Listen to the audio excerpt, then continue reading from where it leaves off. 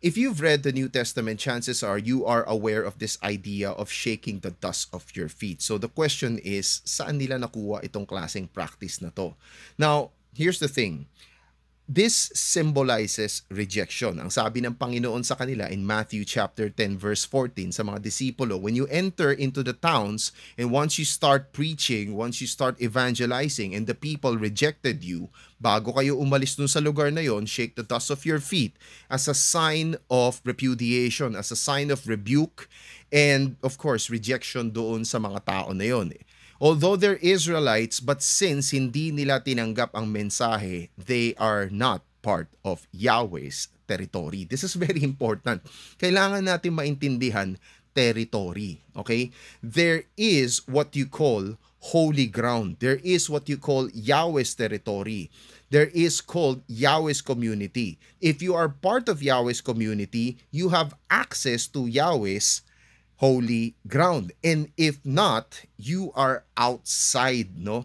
Anything that is outside Yahweh's territory is considered to be profane. And therefore, you also have profane. Thus, pati yung mga alikabok doon ay considered unclean, unholy. So the idea is, ikaw as a disciple, when you go out, tumatapa ka sa mga places na unholy until they accept Jesus Christ. Then the place, the people becomes holy ground. Okay? Kaya nga, kapag sila ay hindi tumanggap, they